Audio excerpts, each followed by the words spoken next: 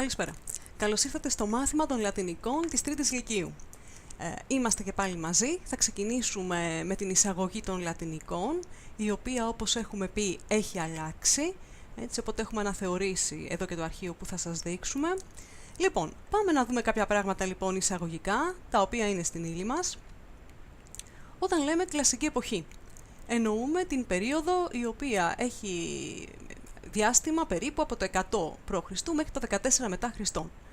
Ποια είναι τα γενικά χαρακτηριστικά της? Όσον αφορά την πολιτική ζωή και το κράτος, διαπιστώνεται ότι η ένταση που υπήρχε μεταξύ των δύο παρατάξεων της γερουσίας κορυφώνεται. Από τη μία είναι οι δημοκρατικοί, ποπουλάρες, και από την άλλη είναι οι αριστοκρατικοί, οπτιμάτες.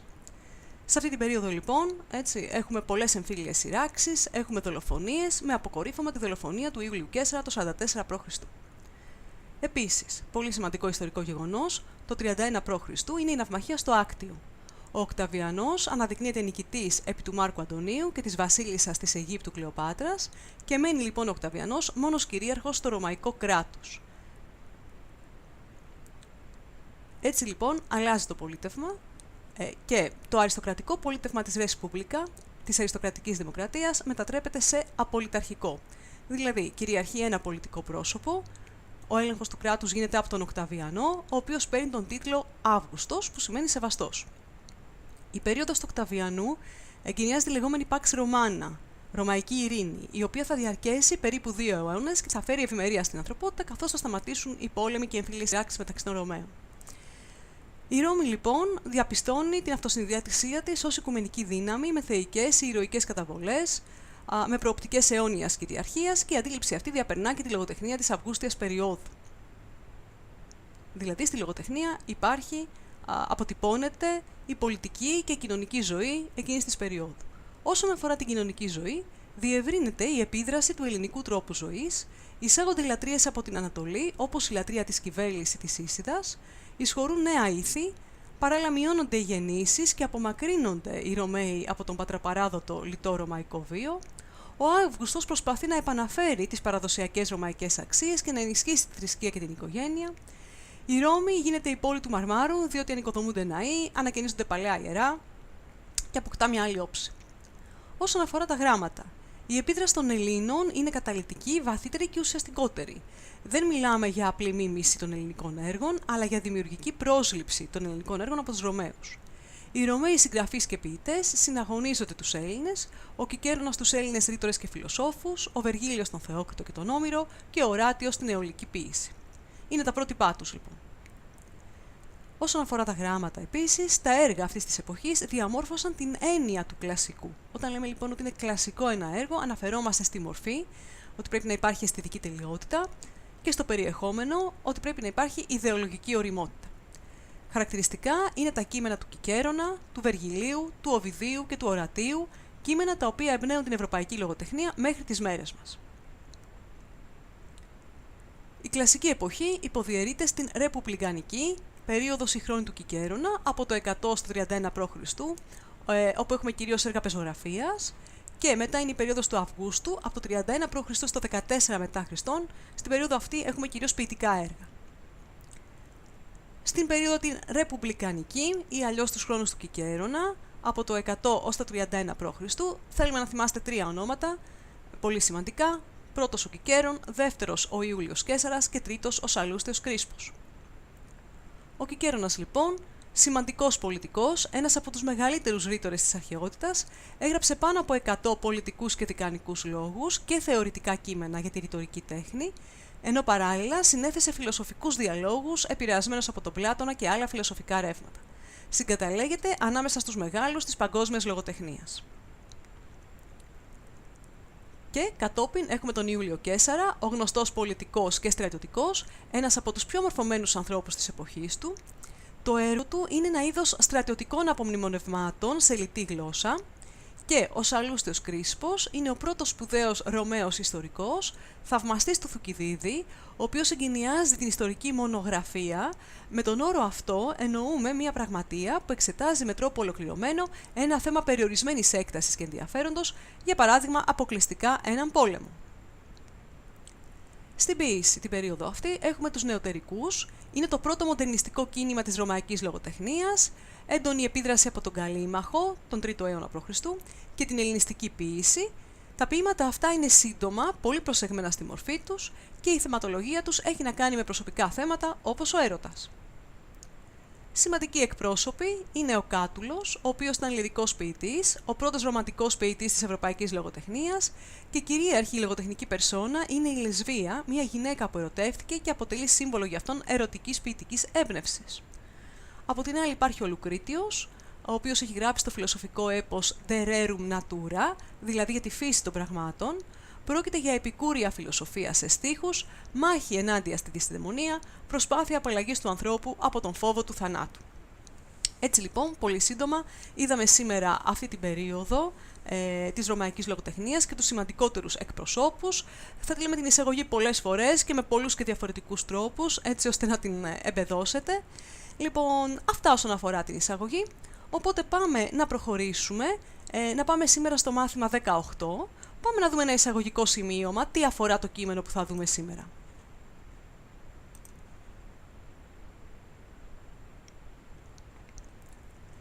Εισαγωγικό σημείωμα λοιπόν, αρχαίες πηγές, διάφορες για τον μύθο του Ηρακλή, κοντά στον Τίβερη, στο χώρο που αργότερα ιδρύθηκε η Ρώμη, υπήρξε ένας ληστής, έτσι. Ο μύθος αναφέρει λοιπόν ότι ο Εύανδρος κυβερνούσε εκείνον τον τόπο και ο μύθος αυτός ήταν ιδιαίτερα αγαπητός στους ποιητές και πεζογράφους των χρόνων του Αυγούστου.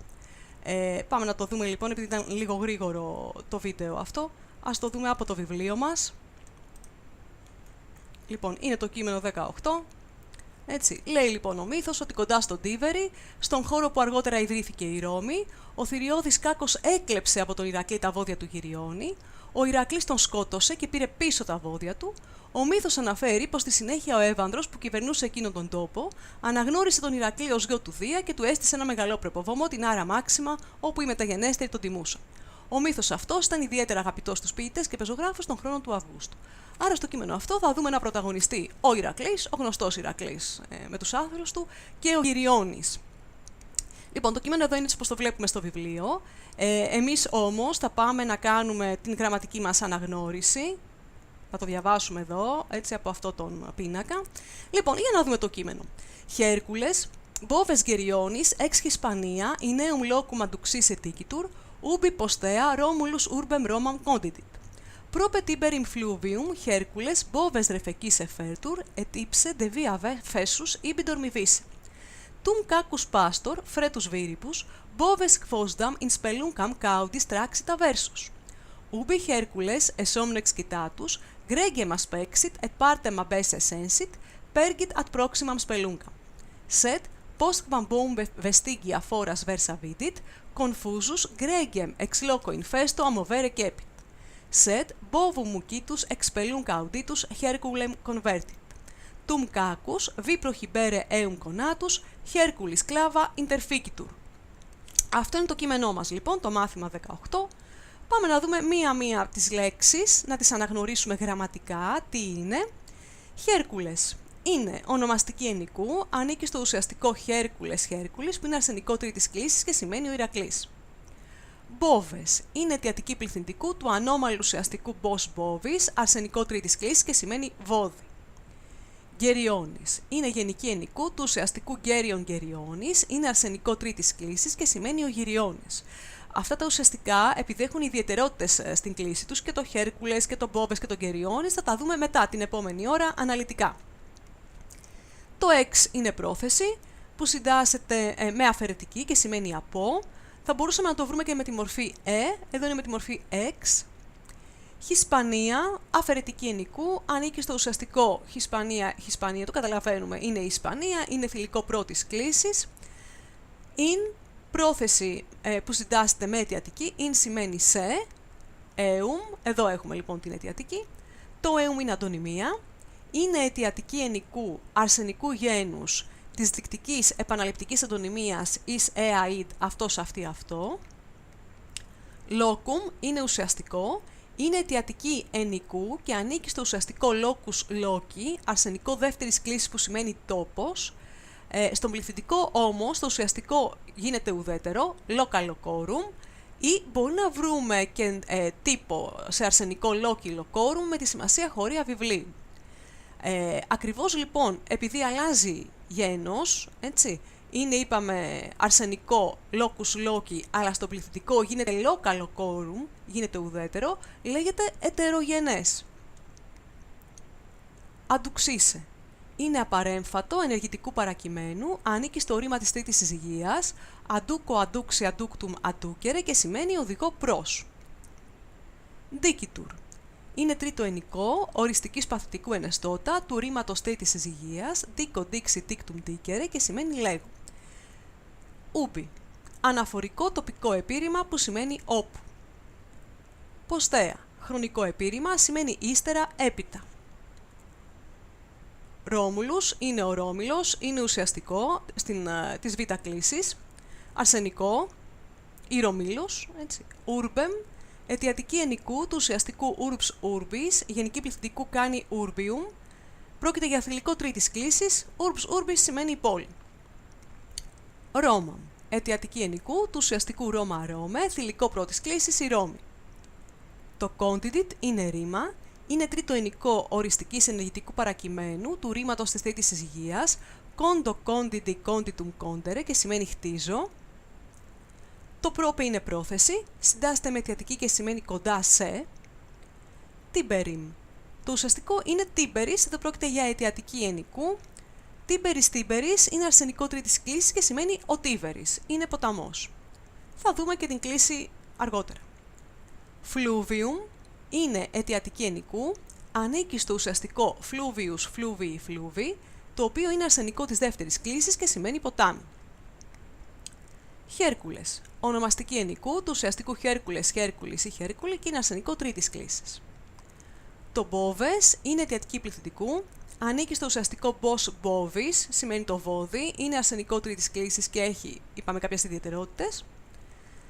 Ρεφεκίσε, απαρέμφατο ενεργητικού παρακειμένου του ρήματος τρίτης συζυγίας, ρεφίκιο, ρεφέκι, ρεφέκτουμ, ρεφίκερε, που σημαίνει ξεκουράζω, αναψύχω.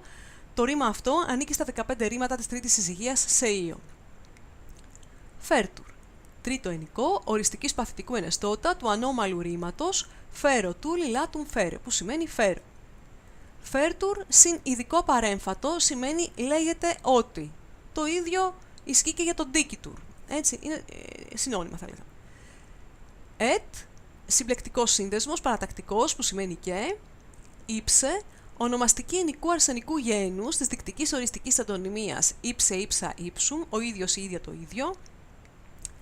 Δε, πρόθεση, η οποία εδώ συντάσσεται με αφαιρετική, που σημαίνει για ή από ή εξαιτίας, έτσι, βία.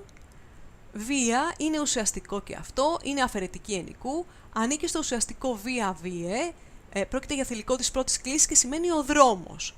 Δε βία σημαίνει εδώ από τον δρόμο. Φέσους. Είναι επίθετο, ονομαστική ενικού αρσενικού γένους, το επίθετο είναι φέσους, φέσα, φέσουμ, δευτερόκλητο και σημαίνει κουρασμένος. Στην πραγματικότητα είναι μετοχή παθητικού παρακειμένου που λειτουργεί ως επίθετο. Ήπι. Τοπικό επίρρημα που σημαίνει εκεί. Ντορμιβίσε. Είναι απαρέμφατο, ενεργητικού παρακειμένου, ανήκει στο ρήμα τέταρτης συζυγίας, ντόρμιο, ντορμίβι, ντορμίτουμ, ντορμίρε, τέταρτη συζυγία λοιπόν και σημαίνει κοιμάμαι. Τουμ. Είναι χρονικό επίρρημα και σημαίνει τότε. Κάκους. Είναι ονομαστική ενικού, ανήκει στο ουσιαστικό κάκους κάκι, αρσενικό δεύτερης κλίσης, ο κάκος, χωρίς πληθυντικό. Πάστορ.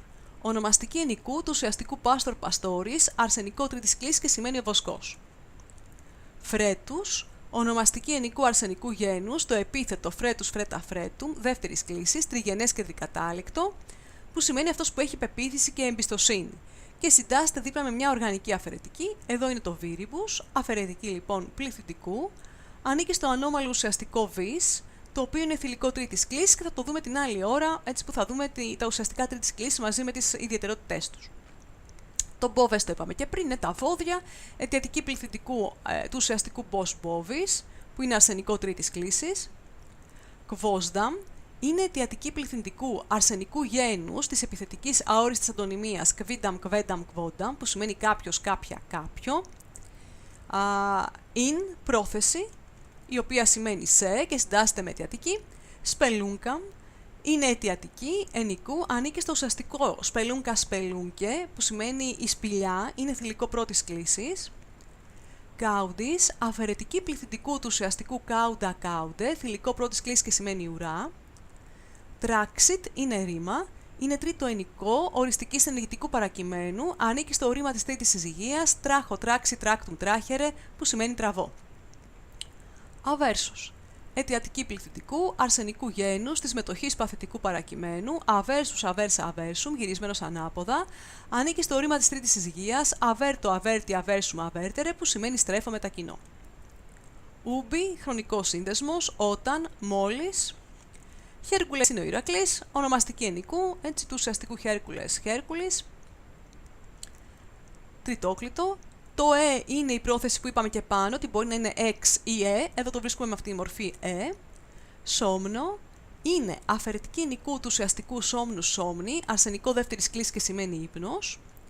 Εξκυτάτους, ονομαστική ενικού αρσενικού γένους, της μετοχής παθητικού παρακειμένου, εξκυτάτους, εξκυτάτα, εξκυτάτουμ, του ρήματος της πρώτης συζυγίας, έξκυτο, εξκυτάβι, εξκυτάτουμ, εξκυτάρε, που σημαίνει ξυπνός εικόνο.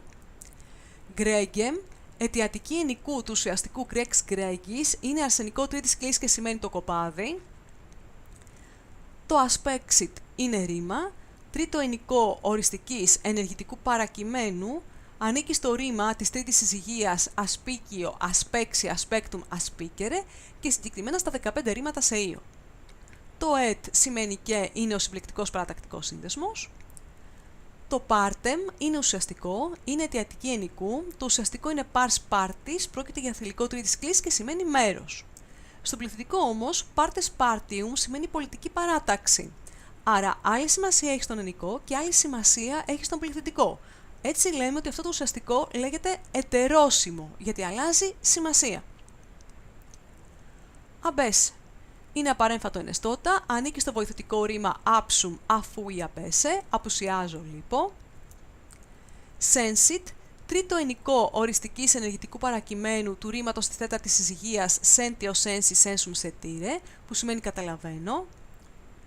Pergit, τρίτο ενικό οριστικής ενεργητικού ενεστώτα του ρήματος της τρίτης συζυγίας pergo perexi perectum pergere και σημαίνει κατευθύνομαι προς.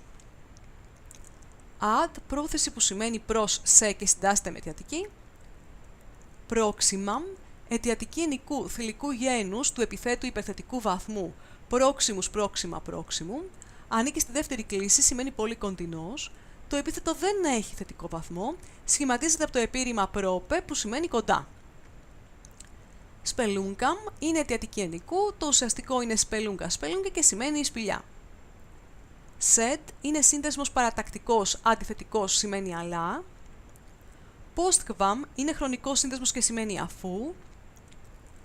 Boum είναι γενική πληθυντικού, ανήκει στο ουσιαστικό bos bovis, που σημαίνει το βόδι και είναι αρσενικό τρίτης κλίσης ανώμαλο.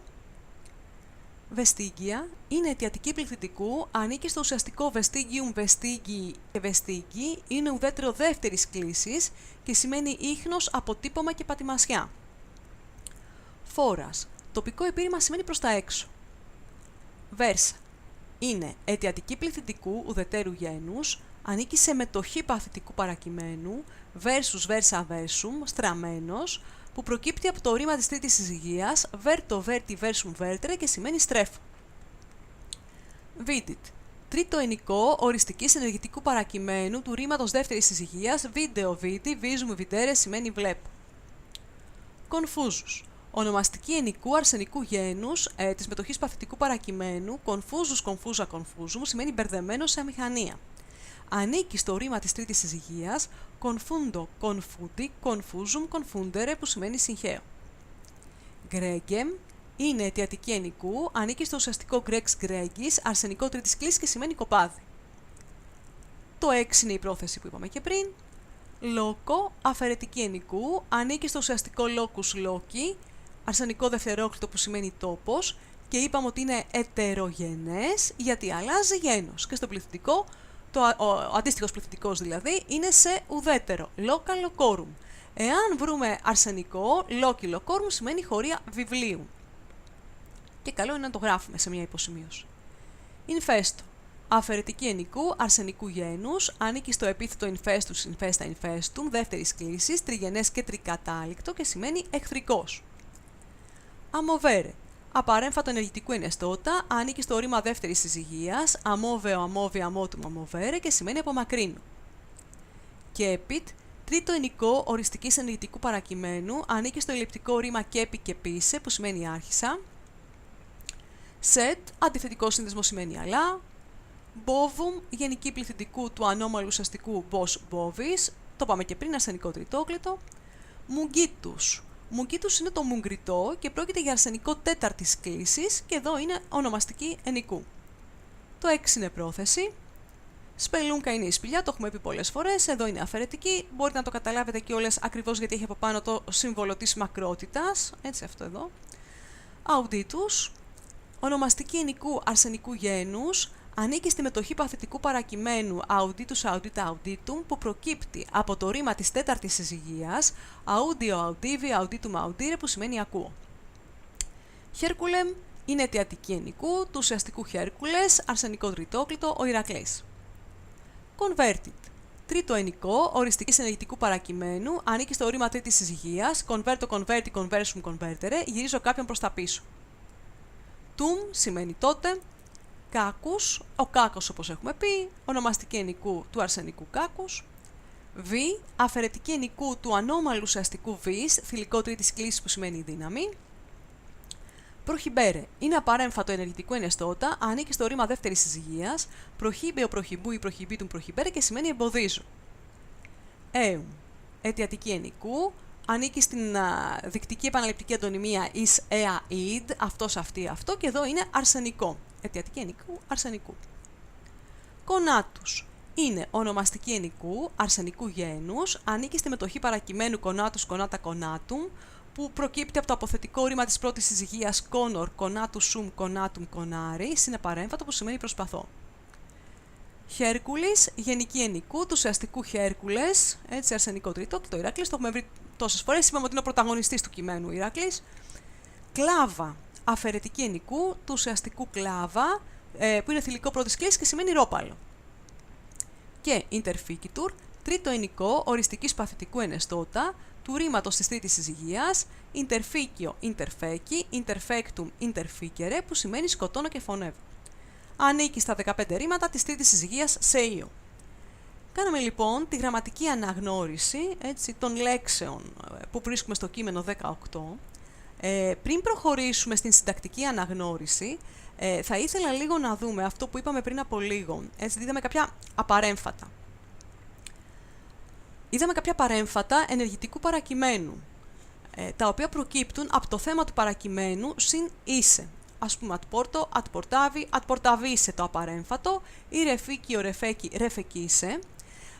Είδαμε λοιπόν κάποια απαρέμφατα παρακειμένου. Αυτό που πρέπει να πούμε είναι ότι το απαρέμφατο του παρακειμένου συντακτικά είναι πάντοτε ειδικό, διότι θα το βρούμε σε λίγο στη συντακτική ανάλυση.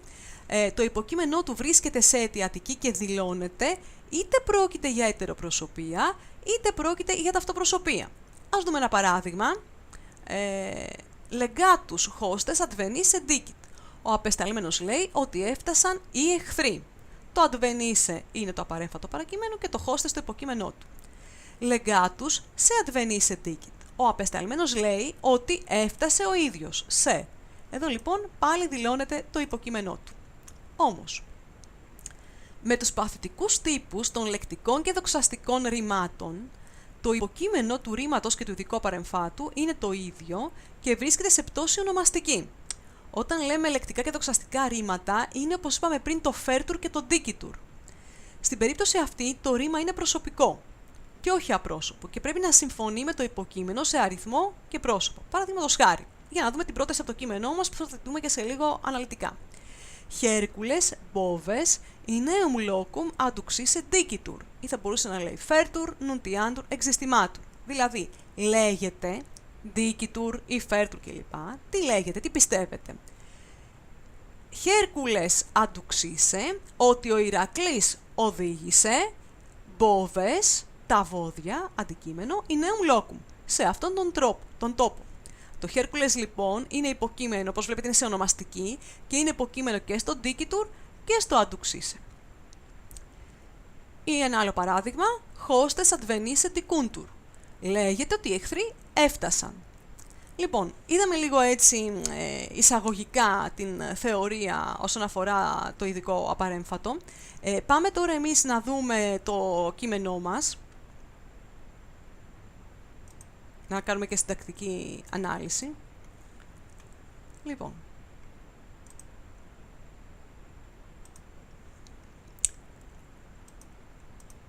Εδώ λοιπόν στην πρώτη περίοδο, όπως βλέπετε, έχουμε το ουμπι, ο οποίος είναι ένας χρονικός σύνδεσμος, οπότε εδώ πέρα έτσι, έχουμε μία δευτερεύουσα πρόταση. Λοιπόν, πάμε να δούμε πρώτα την κύρια. Χέρκουλες μπόβες γερионis εξ Hispania ineum locum aduxisse dicitur. Dicitur το ρήμα λέγεται υποκείμενο Χέρκουλες, ο Ηρακλής, aduxisse, ό,τι οδήγησε, είναι αυτό που είπαμε πριν από λίγο.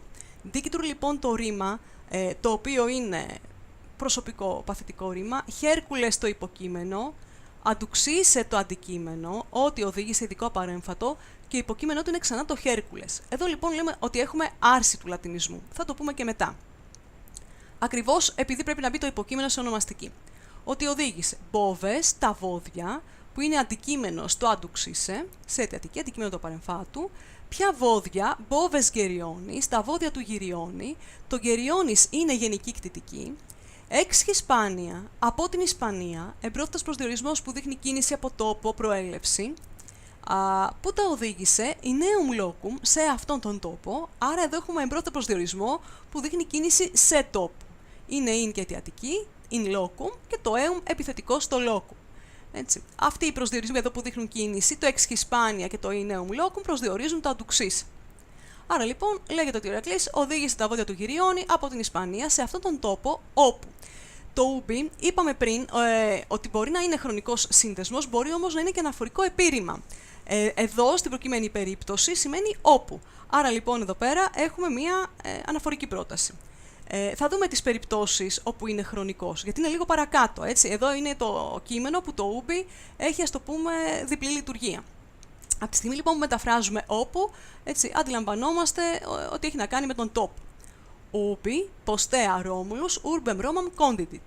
Condidit το ρήμα, όπου λοιπόν ίδρυσε, έχτισε, Romulus το υποκείμενο, έτσι, της δευτερεύουσας πρότασης, τι ίδρυσε, urbem το αντικείμενο, την πόλη, Romam, επεξήγηση στο urbem, την πόλη Ρώμη, πότε, ποστέα, αργότερα, επιρρηματικός προσδιορισμός του χρόνου, που προσδιορίζει το condidit. Έτσι. Συνεχίζουμε. Prope tiberim fluvium, Hercules boves refecis effertur, etipse de via fessus ibi dormivis.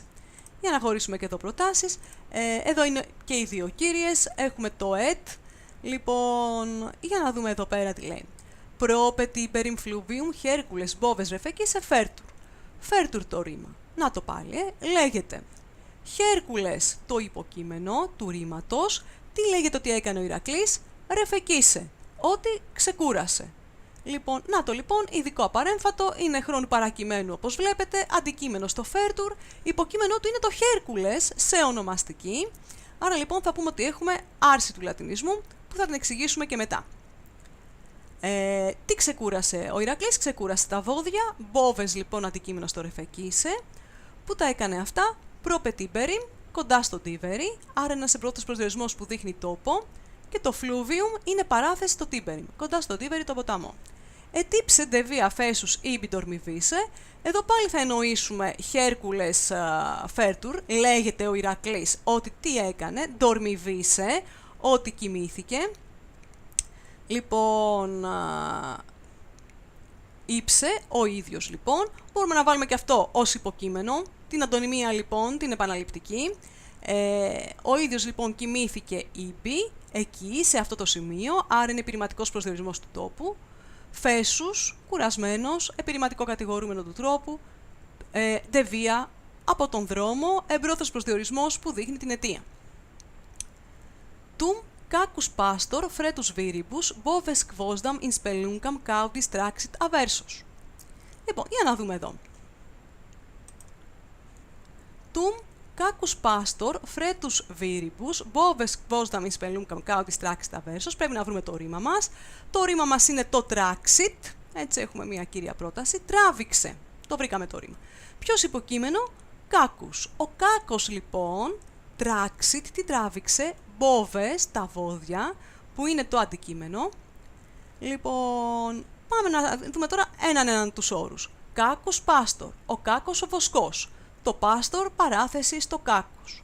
Το τουμ επιρρηματικός προσδιορισμός του χρόνου. Έτσι, τότε ο κάκος ο βοσκός. Φρέτους, επιρρηματικό κατηγορούμενο του τρόπου, έχοντας εμπιστοσύνη. Βίριμπους, στις δυνάμεις του, αφαιρετική του μέσου από το βίριμπους. Τι έκανε, είπαμε, τράξιτ, τράβηξε. Μπόβες, τα βόδια, το αντικείμενο. Μπόβες κβόσδαμ, κάποια βόδια. Το κβόσδαμ, επιθετικός προσδιορισμός στο μπόβες. Αβέρσος, επιρρηματικό κατηγορούμενο του τρόπου, στραμμένα ανάποδα, που τα τράβηξε in spelunquam, εμπρόθετος που δείχνει κίνηση σε τόπο, είναι in και αιτιατική, caudis, από τις ουρές, αφαιρετική του οργάνου. Προχωράμε. Ubi Hercules esomno excitatus, gregem aspexit, et partem abesse sensit, pegit ad proximam spelunquam. Να το λοιπόν πάλι το ubi εδώ, το οποίο εδώ σημαίνει, λέει, μόλις ο Ηρακλής ξύπνησε και λοιπά. Άρα εδώ βλέπετε έχουμε μια δευτερεύουσα πρόταση, που σε αυτή την περίπτωση τώρα είναι χρονική. Λοιπόν, για να πάμε να συντάξουμε σιγά σιγά.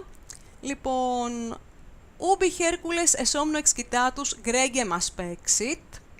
Aspexit το ρήμα, Hercules το υποκείμενο, ο Ηρακλής λοιπόν παρατήρησε, gregem, το κοπάδι, το αντικείμενο. Πότε τα παρατήρησε αυτά? Excitatus, χρονική μετοχή, συνημμένη στο Hercules, όταν ξύπνησε εσόμνο, από τον ύπνο, εμπρόθος που δείχνει έξοδο από κατάσταση. Λοιπόν, εμπρόθος της κατάστασης δηλαδή. Άρα, να, αυτή είναι η δευτερεύουσά μου, από το ubi μέχρι το aspexit, μία δευτερεύουσα επιρρηματική χρονική. Et partem abesse sensit, και κατάλαβα ότι λείπει ένα τμήμα, ένα κομμάτι από το κοπάδι.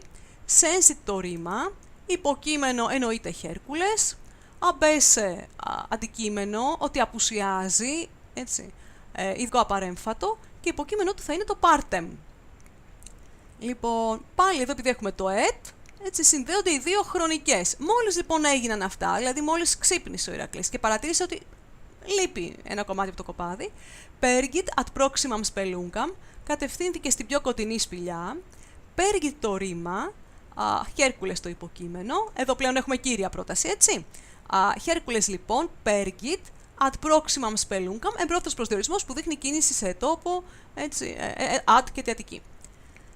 Λοιπόν, set, postquam bom vestigia foras versavitit, confusus gregem ex loco infesto amovere cepit. Παρατηρούμε, έχουμε δύο ρήματα, έχουμε το vitit και το cepit, άρα θα έχουμε δύο προτάσεις και εδώ, προσέξτε, το postquam είναι και αυτός χρονικός σύνδεσμος, άρα και εδώ έχουμε χρονική πρόταση επιρρηματική και από το confusus και μετά είναι η κύρια. Λοιπόν, τι λέει εδώ τώρα? Postquam, vitit, μόλις είδε, vitit το ρήμα, υποκείμενο Hercules, τι είδε? Vestigia, το αντικείμενο, τα ίχνη των βοδιών, boum, γενική κτητική από το vestigia. Πώς τα είδε? Τα είδε versa, στραμμένα ανάποδα, έτσι, κατηγορηματικός προσδιορισμός, και το foras, επιρρηματικός προσδιορισμός που δείχνει κίνηση προς τα έξω. Λοιπόν, confusus, επειδή μπερδεύτηκε, gregem ex loco infesto amovere cepit. Cepit το ρήμα, amovere το αντικείμενο, τελικό απαρέμφατο, άρχισε να απομακρύνει gregem, το κοπάδι, αντικείμενο του απαρεμφάτου, confusus, επειδή βρέθηκε σε σύγχυση, αιτιολογική μετοχή, ex loco infesto, από τον αφιλόξενο τόπο, εμπρόθετος προσδιορισμός που δείχνει τον τόπο, κίνηση από τόπο, απομάκρυνση, και το infesto επιθετικό στο λόκο. Sed bovum mugitus expellum gauditus Herculem convertit. Λοιπόν, κύρια πρόταση, convertit το ρήμα, mugitus το υποκείμενο, το μουγκριτό bovum των βοδιών, γενική υποκειμενική, converti το ρήμα, έστρεψε Χέρκουλεμ το αντικείμενο, έστρεψε τον Ηρακλή και μάλιστα το μουγκίτους, αουντίτους, το οποίο ακούστηκε, μία μετοχή επιθετική, με υποκείμενο το μουγκίτους, εξπελούνκα, ακούστηκε από τη σπηλιά, εμπειώθες προσδιορισμός που δείχνει τόπο, κίνηση από τόπο, προέλευση λοιπόν, από πού ακούστηκε. Έστρεψε λοιπόν τον Ηρακλή και τότε τι συνέβη? Τουμ κάκους, βι προχιμπέρε έουμ κονάτους, Χέρκουλης κλάβα, interficitur. Κύρια πρόταση, interficitur το ρήμα, κάκους το υποκείμενο, τότε ο κάκος λοιπόν, interficitur, σκοτώνεται, πέφτει νεκρός, τουμ, επιρρηματικός του χρόνου, κονάτους, επειδή προσπάθησε ή αφού προσπάθησε, δηλαδή η μετοχή μπορεί να είναι είτε χρονική είτε αιτιολογική, με υποκείμενό της το κάκους. Ο κάκος προσπάθησε προχιμπέρε να εμποδίσει αντικείμενο της μετοχής, εκείνον αντικείμενο του απαρεμφάτου, πώς, με τη βία, με δύναμη, αφαιρετική του τρόπου. Interficitur, πέφτει νεκρός, Χέρκουλης κλάβα, από το ρόπαλο του Ηρακλή, άρα κλάβα, το βλέπουμε και σε αφαιρετική, είναι αφαιρετική του οργάνου, και Χέρκουλης γενική κτητική. Λοιπόν, εδώ, έτσι, είδαμε τη σύνταξη του κειμένου, έχει κάποιες απαιτήσεις, έχει 3 δευτερεύουσες προτάσεις, όπου μπορεί να υπάρξει και μπέρδεμα με το ούμπι. Λοιπόν, έτσι έχουμε 2 χρονικές, είπαμε, μία αναφορική. Έχουμε άρση του λατινισμού, έτσι, τη σύνταξη του ειδικού του απαρεμφάτου, που θα την πούμε αναλυτικά και μετά. Πήραμε έτσι λίγο μια ιδέα. Λοιπόν, οπότε εντάξει, είναι ένα κείμενο το οποίο έχει κάποιες απαιτήσεις, θα λέγαμε, δεν είναι πάρα πολύ απλό. Λοιπόν, τώρα, αφού είδαμε τη σύνταξη και βρισκόμαστε εδώ στην πλατφόρμα μας, μπορείτε και εσείς να μπείτε και να κάνετε κάποια κουιζάκια τα οποία έχουμε φτιάξει για σας. Αν πάτε λοιπόν εδώ αριστερά, βλέπετε που λέει quiz αυτοαξιολόγησης. Το πρώτο που έχουμε φτιάξει είναι γραμματικής, πάμε στο δεύτερο, να το κάνετε τώρα σε πραγματικό χρόνο, το οποίο είναι quiz πάνω στο συντακτικό που μόλις τώρα είπαμε, έτσι. Και αποτελεί και άσκηση του βιβλίου, είναι η άσκηση 4, δηλαδή μόλις τώρα που είπαμε τη σύνταξη, για να δούμε. Θυμάστε τι είναι συντακτικά το κάθε τι που είπαμε. Λοιπόν, ένα λεπτάκι για να το κάνετε μόνοι σας. Για πάμε λοιπόν και θα πάρετε τα αποτελέσματα από το σύστημα.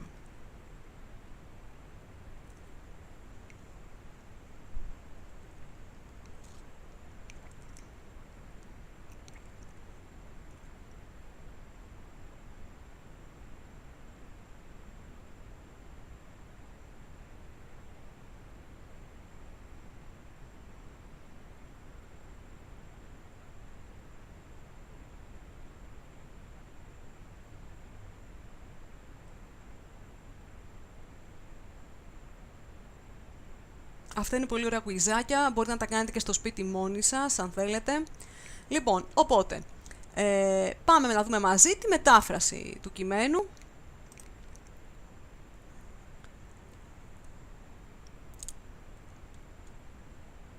Χέρκουλες δίκητουρ ατουξίσε boves gerionis ex Hispania ineum locum ubi postea Romulus ubrem Romam coditit. Λοιπόν, έχουμε αλλάξει λίγο την σειρά για να βγαίνει καλύτερη η μετάφραση. Λοιπόν, άρα λέγεται ότι ο Ηρακλής οδήγησε τα βόδια του Γυριώνη, ex Hispania ineum locum, από την Ισπανία σε αυτόν τον τόπο, ubi postea Romulus, όπου αργότερα ο Ρωμήλος, urbem Romam condidit, έχτισε την πόλη Ρώμη, Prope Tiber influvium, κοντά στον Τίβερη ποταμό, Χέρκουλες boves ρεφεκής εφέρτουρ, λέγεται ότι ο Ηρακλής ξεκούρασε τα βόδια, ετύψε de via fessus ibi dormivis, και ότι ο ίδιος κοιμήθηκε εκεί κουρασμένος από το δρόμο. Τουμ κάκους πάστορ φρέτους βηρίπους, τότε ο βοσκός κάκος, έχοντας εμπιστοσύνη στις δυνάμεις του, boves quosdam in speluncam caudis, τράξει τα βέρσος, έσυρε από τις ουρές σε μια σπηλιά μερικά βόδια γυρισμένα ανάποδα, ούμπι Χέρκουλες εσόμνο εξκοιτάτους, όταν ο Ηρακλής, αφού ξύπνησε, γκρέγγε μας παίξιτ, είδε το κοπάδι, et πάρτεμα μπέσε σένσιτ, και κατάλαβε ότι έλειπε ένα μέρος, πέργιτατ πρόξιμαμ σπελούγκαμ, κατευθύνθηκε στη σπηλιά που ήταν πολύ κοντά του, σετ postquam boum vestingia foras versa vidit, αλλά όταν είδε τις πατημασιές των βοδιών στραμμένες προς τα έξω, confusus, gregem ex loco infesto amovere cepit, μπερδεμένος, επειδή βρέθηκε σε σύγχυση, έτσι, άρχισε να απομακρύνει το κοπάδι από εκείνο τον εχθρικό τόπο, Sed bovum mugitus expellum cauditus, αλλά το μουγκριτό των βοδιών που ακούστηκε από τη σπηλιά, Herculem convertit, έκανε τον Ηρακλή να γυρίσει προς τα πίσω. Tum cacus vi prohibere eum conatus, τότε ο Κάκος, αφού προσπάθησε να τον εμποδίσει με τη βία, Hercules clava interficitur, σκοτώθηκε, πέφτει νεκρός από το ρόπαλο του Ηρακλή. Έτσι είναι αυτός λοιπόν ωραίος ο μύθος για τον Ηρακλή και τα βόδια του Γυριών. Λοιπόν, πάρα πολύ ωραία. Πάμε να δούμε και τα ετυμολογικά σχόλια από αυτό το κείμενο.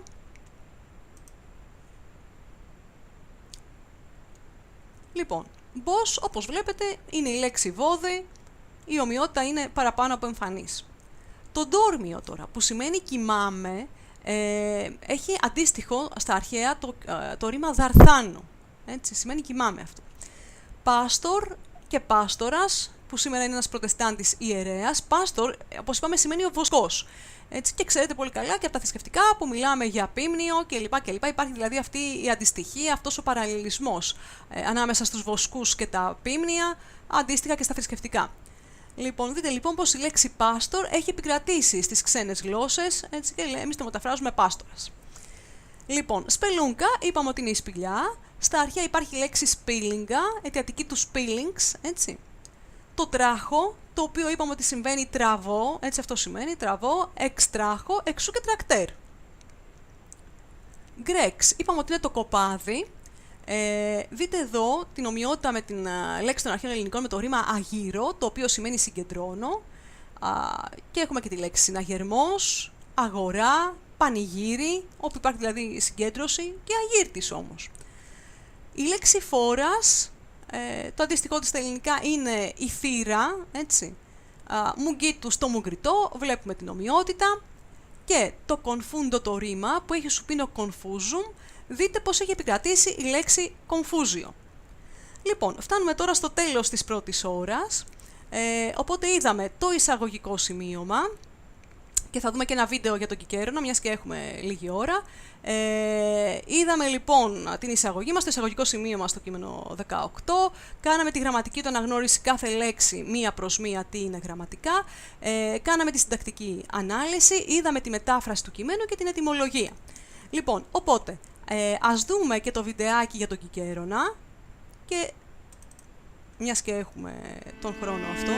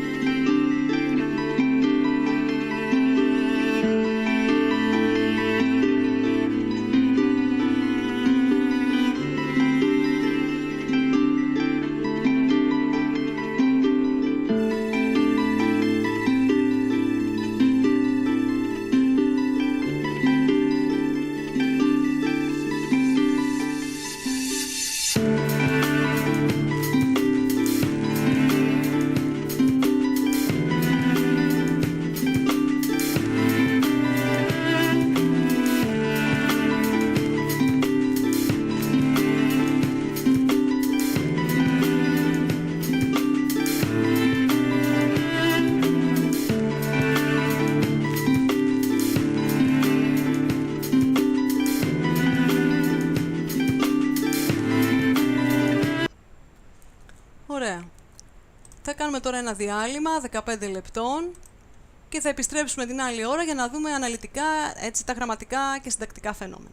Λοιπόν, στα 15 λεπτά επιστρέφουμε.